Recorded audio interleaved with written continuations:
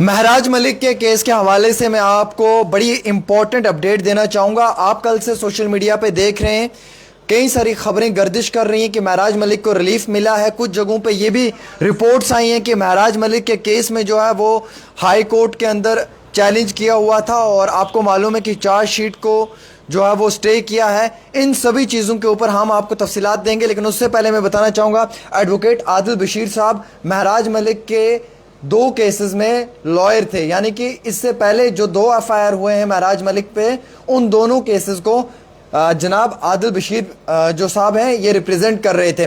तो ये रिलीफ जो है वो पीएसए वाले केस में नहीं मिला है उन्हें। पहले तो मैं ये क्लियर करना चाहूँगा, ये सोशल मीडिया की सिर्फ व्हाट्सएप यूनिवर्सिटी की खबरें ही गर्दिश कर रही हैं।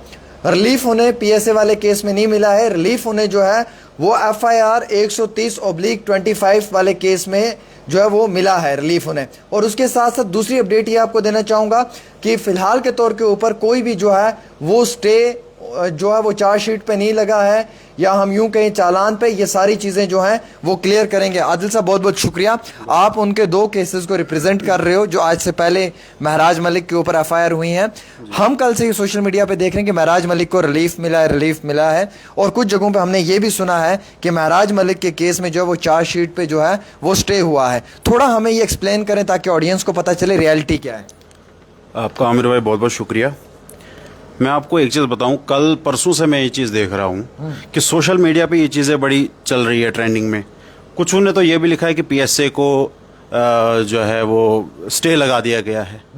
बहुत, यहाँ तक कि जब मैंने उमर अब्दुल्ला साहब के इंटरव्यू में सुना कि उन्होंने भी ये चीज़ बोली कि महराज मलिक को रिलीफ मिला है। ये चीज़ क्लैरिफाई करने के लिए आपका शुक्रिया, आपने वक्त निकाला। मैं आपको बता दूं, डोडा में मई के महीने में एक इंसिडेंट होता है। होता यूं है कि महराज मलिक जो है वो रूटीन पे जा रहे होते हैं जीएमसी। वहाँ पे देखा कुछ डॉक्टर्स विदाउट यूनिफॉर्म है। वहाँ पे उन्होंने देखा कि पेशेंट्स को अच्छे से देखा नहीं जा रहा है। बाहर आके उन्होंने प्रेस ब्रीफिंग के दौरान कुछ बातें बोली कि इसको ठीक करना है या जो भी ये चीज़ें कर रहे। उसके खिलाफ हुआ क्या कि एक एफआईआर रजिस्टर होती है पुलिस स्टेशन डोडा में, जो एफआईआर नंबर 130/2025 है, जो अभी पूरे सोशल मीडिया पे गर्दिश कर रही है। उस एफआईआर को हमने चैलेंज किया बिफोर ऑनरेबल हाई कोर्ट। ये अगस्त की महीने की बात है, 6 अगस्त से शायद ये ऑर्डर हुआ है। उस ऑर्डर में क्लियरली हाई कोर्ट ने डायरेक्शन दी है पुलिस को कि आप इसका चार्जशीट जो है, जिसको हम चालान कहते हैं, वो पेश नहीं कर सकते हो। पुलिस को रिस्ट्रेन किया है, लेकिन इन्वेस्टिगेशन जो है वो कंटिन्यू कर सकते हो आप। तो मैं आपके माध्यम से लोगों को भी ये बताना चाहता हूँ कि पीएसए के रिगार्डिंग कुछ नहीं है। ये पीएसए इज समथिंग एल्स, और एफआईआर जो ये स्टे हुई है ये एक अलग एफआईआर है। मतलब पीएसए वाली एफआईआर ये नहीं है? नहीं, पीएसए में कोई रिलीफ नहीं मिला है, कुछ भी नहीं। अभी उनकी लीगल टीम बैठी हुई है, वो रिप्रेजेंटेशन तैयार कर रहे हैं, क्या कर रहे हैं वो एक सेपरेट इशू है। लेकिन पीएसए में पहले एक चीज़ मैं ये आपको कंफर्म कर दूं, पीएसए में एफआईआर नहीं लगती है कि उसको स्टे किया जाएगा। एफआईआर अलग चीज़ है, पीएसए अलग है। ये एक वो एफआईआर थी जिसको ऑनरेबल हाई कोर्ट ने उसका चालान जो है वो स्टे किया। ये वो एफआईआर है जिसके एडवोकेट आप हैं, जिसको आप प्रोसीड कर रहे हैं? जी। इसके अलावा भी एक केस डिस्ट्रिक्ट कोर्ट में भी है उनका, डेफोमेशन का, तो वो भी मैं देख रहा हूँ। अच्छा, तो एफआईआर कितनी है एट प्रेजेंट महराज मलिक पे? कौन कौन से एफआईआर हैं, क्या है उनका अपडेट, थोड़ा बताएं, आपके पास पूरी जानकारी। मैंने ये सारा डिटेंशन ऑर्डर और डोजियर को पूरा देखा, इसमें 18 एफआईआर जो है वो इसमें डाली हुई है। महराज पे 18 एफआईआर रजिस्टर हुई है। अब ये चीज़ मैं क्लियर कर दूंगा उन लोगों को भी जो बोल रहे हैं 18 एफआईआर है, ये क्रिमिनल है, ये हैबिचुअल ऑफेंडर है। ये चीज़ मैं क्लियर कर दूं आपके माध्यम से। उन 18 एफआईआर में 4 एफआईआर जो है वो क्लोज हो चुकी है। अच्छा, 4 एफआईआर खत्म हो चुकी है? खत्म हो चुकी है। 18 में से 4 खत्म हुई तो बची 14। अब उन 14 की डिटेल भी सुनिए। उन 14 में से 8 एफआईआर ऐसी है जो अभी अंडर इन्वेस्टिगेशन है। अच्छा, वो अभी उन पे जानकारी ले रहे हैं, चल रही है। 2022 की एफआईआर है, 23 की है, 24 की है, उसमें पुलिस अभी इन्वेस्टिगेशन कर रही है। अच्छा, छानबीन हो रही है। हाँ, तो देखिए सिंपल सी बात है, अगर 3-4 साल से इन्वेस्टिगेशन पुलिस कर रही है, उनके पास है कुछ नहीं देने के लिए, इसीलिए तो चालान पेश नहीं ना हुआ है कोर्ट में। आप मेरी बात समझ रहे हैं? तो बची 8 और 4 कितनी हुई 12 12 बची 6 एफआईआर 6 एफआईआर का ट्रायल जो है वो जो भी कंसर्न कोर्ट है गुंदो में या डोडा में वो चल रही है, वहां पे ट्रायल उनका चल रहा है। अब बेसिक रूल, अब लोग समझते हैं एफआईआर लग गई, ये मुजरिम बन गया, ये बहुत बड़ा दरिंदा बन गया। अब एक बेसिक रूल क्या है क्रिमिनल जुरिस्प्रूडेंस का, कि जब तक ना कोर्ट किसी को गिल्टी प्रूव करे वो इनोसेंट है। मतलब फॉर एग्जांपल कोर्ट ने ट्रायल चलाया, ट्रायल चलाने के बाद वो कन्विक्ट हो गया किसी केस में, मुजरिम करार दे दिया, फिर वो उसको आप मुजरिम बोलोगे तो ठीक है। Under trial is always innocent as per the rule of criminal jurisprudence. जब तक ट्रायल चल रहा है आप इनोसेंट है, आप मासूम हैं जी, ये लॉ बोलता है। अच्छा, ये 18 एफआईआर में से 4 एफआईआर महराज मलिक पे से खत्म हो गई, बाकी बची 14 एफआईआर में से 8 एफआईआर की अभी इन्वेस्टिगेशन हो रही है। उन इन्वेस्टिगेशंस के दौरान में अभी मालूम नहीं कि वो मुजरिम है अभी या नहीं है, यही कहना चाहते हैं आप। और बाकी 6 जो हैं वो अभी अंडर ट्रायल है, वो कोर्ट में चल ट्रायल है, वो भी कोर्ट में चल रही है, उनके चालान जो है वो पेश हो चुके हैं। तो कल से जो ये सोशल मीडिया पे रिलीफ की बात की जा रही थी, इसको आप कैसे देखते हैं कि रिलीफ मिल गया, रिलीफ मिल गया, रिलीफ मिल गया?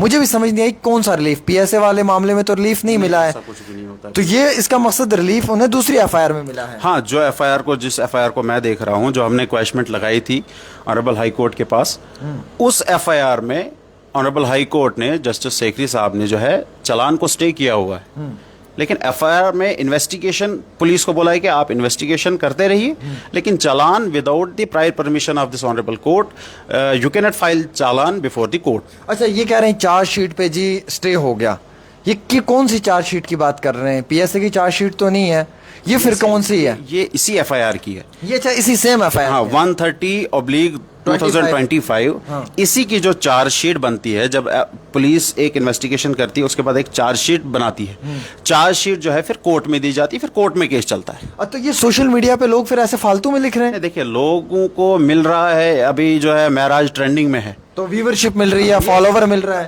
ऑब्वियसली हाँ। यही चीज तो कर रहे हैं वो, उनको ऑडियंस में स्टेटस डाल दिया, जी बिल्कुल यही चीज़ है। और बता ये है, ये क्लियरेंस जो है मैं क्लैरिफाई कर दूं, ये पीएसए में कोई स्टे वगैरह नहीं है, उनकी लीगल टीम बैठी हुई है, बहुत अच्छी लीगल टीम है। हम भी उनके असिस्टेंस, हमारी कभी ज़रूरत पड़े लीगल टीम को किसी भी असिस्टेंस में, हम रेडी है, क्योंकि हम महराज से जुड़े हुए हैं। हम महराज, आप तो महराज के पहले भी 2 केसेस देख, जी जी जी, वही मैं उनके साथ बैठा हुआ हूँ, वो मेरे दोस्त है, अच्छे दोस्त है मेरे महराज साहब।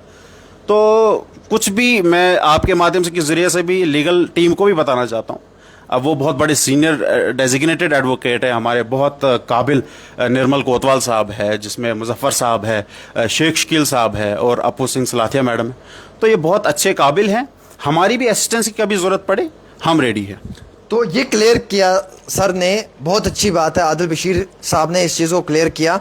मुझे इंतहाई बहुत खुशी हुई कि जनाब सोशल मीडिया के ऊपर आलतू फालतू की बातें लिखना बंद करें, जो फैक्ट और रियलिटी होती है उस पर बात करें।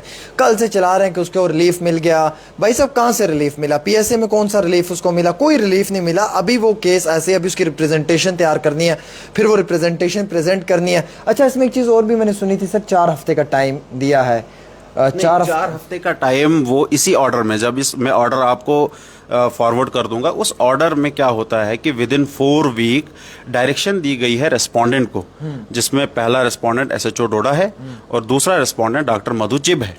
इन दोनों को ऑनरेबल हाई कोर्ट ने टाइम दिया है कि विद इन 4 वीक्स आपने जो है अपनी ऑब्जेक्शंस जो है ऑनरेबल हाई कोर्ट में फाइल करनी है रिगार्डिंग दिस एफआईआर जो हमने क्वेश्चन लगाई। 4 वीक भी जो है वो पीएसए के साथ जोड़े जा रहे हैं? नहीं, वो पीएसए के साथ नहीं है, वो इसका ही है। जब ऑर्डर जो है, इन्फॉर्मेशन है ना, बिल्कुल ये लोगों को ऐसे ही थोड़ा सा बिल्कुल बिल्कुल लोगों को गुमराह कर रहे हैं। मेन देखा जाए सर कि महराज इस टाइम जो है हर जगह है, इवन कि नेशनल मीडिया पे चल रहा है महराज। बस उसी के चक्कर में ऑडियंस जो है बनी जाए, व्यूवरशिप आए, और ये चीज़ें जो है बिल्कुल पब्लिसिटी के लिए किया जा रहा है। देख रहा हूँ कि सर ये भी तो एक मतलब एक अपराध है, जुर्म है ना। आप एक एडवोकेट है, आप तो मुझे सही सलाह दे सकते हैं। मैंने कई सारे नौजवानों को ये बात पर्सनली भी कही कि ये चीज़ गलत है। मतलब आप नेपाल के वीडियोस उठा रहे हैं, जो वहाँ पे हंगामा हो रहा है, आप उसमें महराज मलिक लिख रहे हैं, वो सोशल मीडिया पे डाल रहे हैं। आप फ़लस्तीन के वीडियोस को ला रहे हैं, आप वो डाल रहे हैं। आप कहीं यूक्रेन के वीडियोस उठा के ला रहे हैं, आप वो लिख कर सोशल मीडिया पर अपलोड कर रहे हैं ताकि हमारे फॉलोअर्स बढ़ें।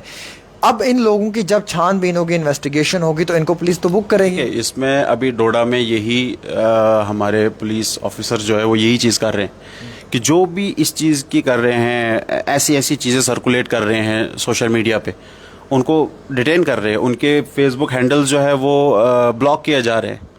तो ये चीज़ें तो होंगी। ये तो गलत है ना सर। बिल्कुल बिल्कुल गलत है ये र्यूमर्स फैलाना। ठीक है, आपको मोहब्बत है महराज साहब से, आप उसके जस्टिस के लिए बात कर आप जस्टिस के लिए बात करो, उनके लिए जो कुछ कर सकते हो वो करो। अपनी व्यूअरशिप बढ़ाने के लिए आप वीडियो चला रहे हो, रीले चढ़ा रहे हो। हाँ, महराज की रीले चलानी है वो चलाओ ना, महराज की एक्चुअल में जो रीले है वो चलाओ ना। आप यूक्रेन की, आप फलस्तीन की, पता नहीं कहाँ कहाँ, अफगानिस्तान की वीडियोस निकाल के कि डोडा में ऐसा हुआ, डोडा में ये दंगा हुआ, डोडा में वो हुआ।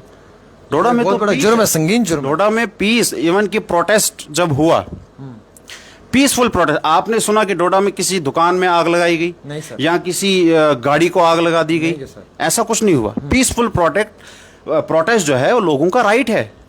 हमारे आईन ने हमें ये राइट दिया हुआ है कि हम पीसफुल प्रोटेस्ट करें। बिल्कुल, ये फंडामेंटल राइट है हमारा पीसफुल प्रोटेस्ट करना, और लोगों ने वही तो किया डोडा में।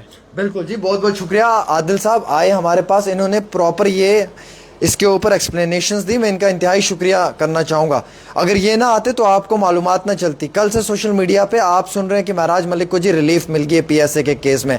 कुछ लोग देख रहे हैं कि वेरी सून वो हमारे बीच में होगा। हम भी उम्मीद रखते हैं कि बहुत जल्द वो हम लोगों के बीच में है, लेकिन कुछ लीगल फॉर्मेलिटीज़ को फॉलो करना ज़रूरी है।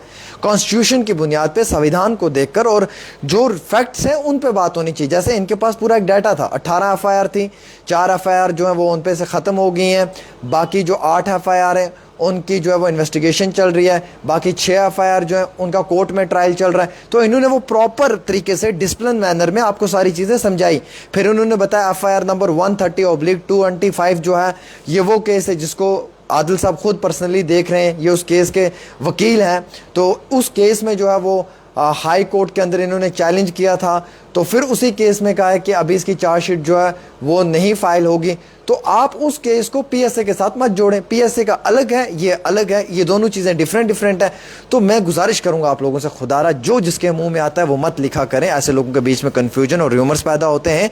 बाइज्जत एक शहरी की हैसियत से मैं आपको ये कहना चाहूँगा कि आप इन्वेस्टिगेशन कर लिया करें बिफोर न्यूज़, बिफोर स्टेटस, ताकि लोगों के बीच में कोई भी गलत इंफॉर्मेशन या मिस इन्फॉर्मेशन स्प्रेड ना की जाए। एक छोटी सी रिपोर्ट आमिर सुहेल के साथ।